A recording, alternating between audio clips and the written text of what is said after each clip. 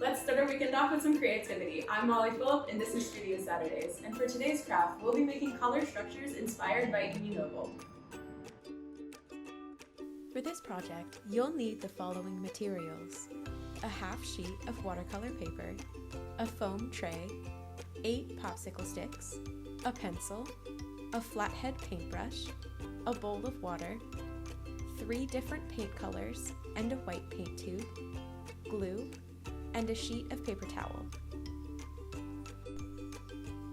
But before we get started, let's take a closer look at our featured artwork from the collection. This is Imi Knoebel's Alt Lieb, made in 2011 and is acrylic on aluminum.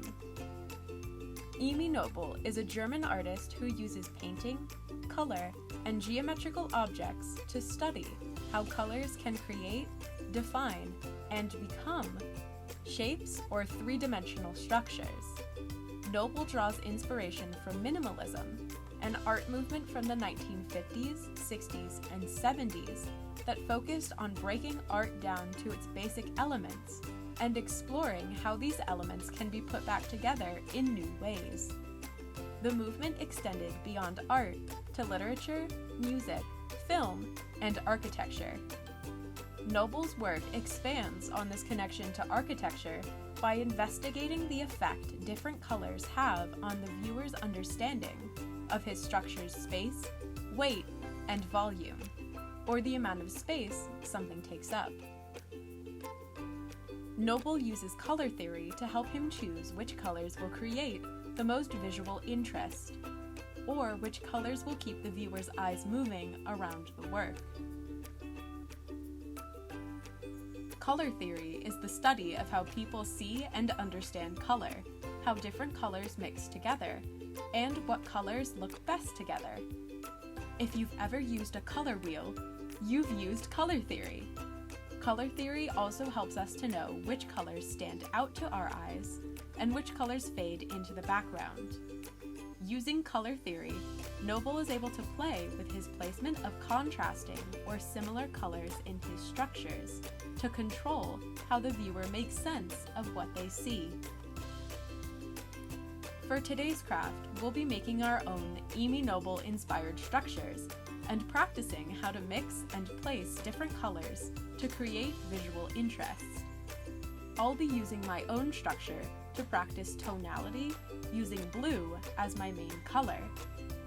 Tonality describes all of the different shades that can be made from one base color.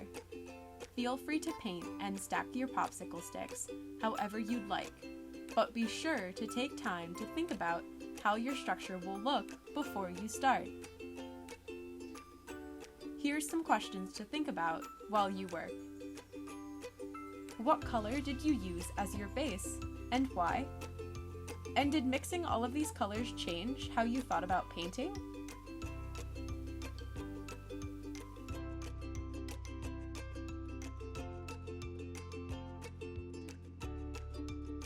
Choose a base color and squeeze out large dabs of your paint on your foam tray. You'll be building on your base color to explore all the tones and other hues that can be made from it. As you can see, I started with blue, so that will be my base.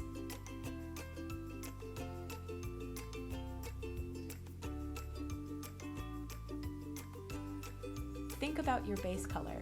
How many combinations can you make by mixing your base color together with other colors to create many different shades? This range of colors is called a color family. Create 8 different shades and don't be afraid to experiment.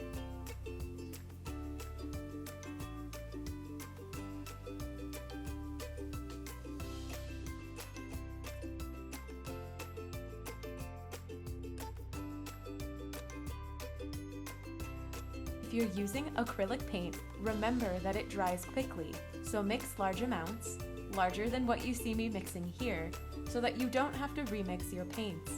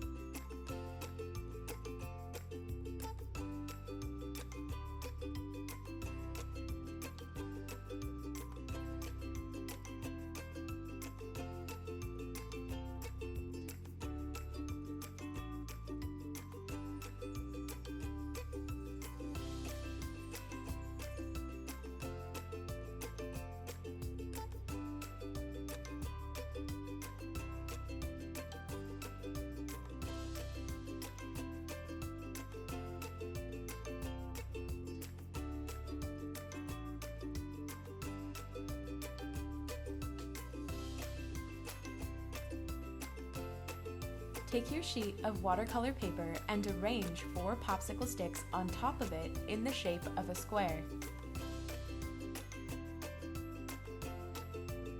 Trace the square, making sure to firmly press down on the sticks so they don't move and mess up your square.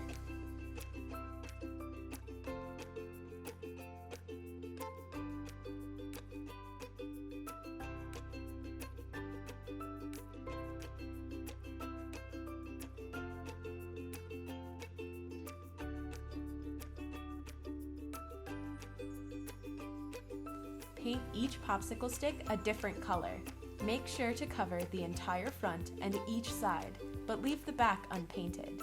Clean your brush between each popsicle stick to keep your colors bright.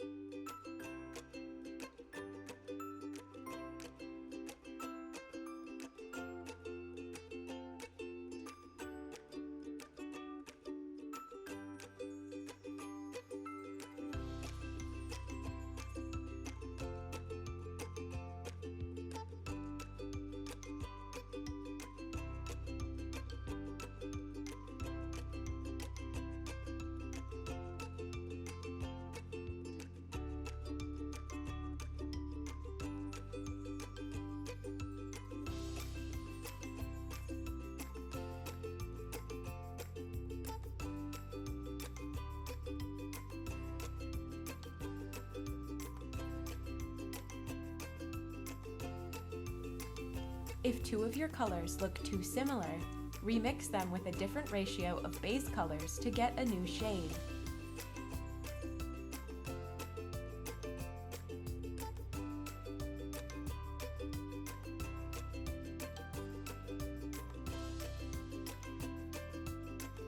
Once you've painted all your popsicle sticks, set them aside to dry. While you wait, grab your piece of watercolor paper with the square drawn on it. We'll be painting it in your original base color. Dab extra paint in your base color on the tray, being careful not to let it mix with any others. Add some water to make a color wash. This will bring out some different tonal qualities in the color as you apply it, since the amount of water in each brushstroke will change the saturation in that spot. Saturation means how much water gets applied to the paper. The darker it is, the more saturated. When your square is completely painted, cut it out and set it aside to dry. Take 4 of your popsicle sticks and glue them inside your square, placing one on each side. Take a moment to think like Knoebel and consider how you'd like to arrange your colors in a visually interesting way. Make sure to leave some room between the popsicle stick and the edge of the paper, since we'll be adding a second offset layer on top so we can see all the colors and the range they create.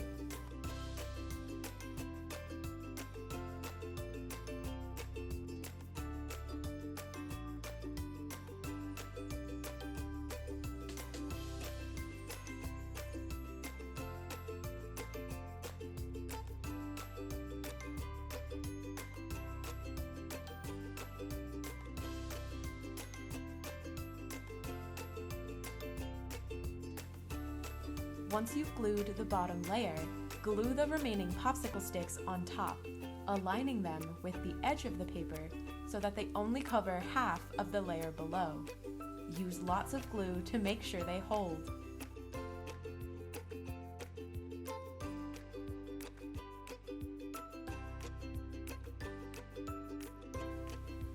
Be sure to give your structure plenty of time to dry. You can help the process along by placing a heavy book on top of it to flatten and press together the popsicle sticks.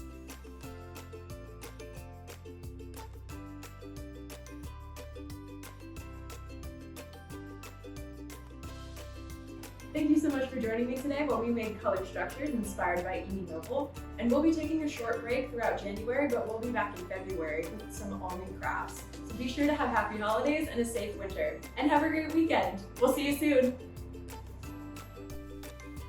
Thanks again for joining us for Studio Saturdays. Don't forget to subscribe to our YouTube channel and click on the notification bell to find out when a new video is uploaded. Have a good day!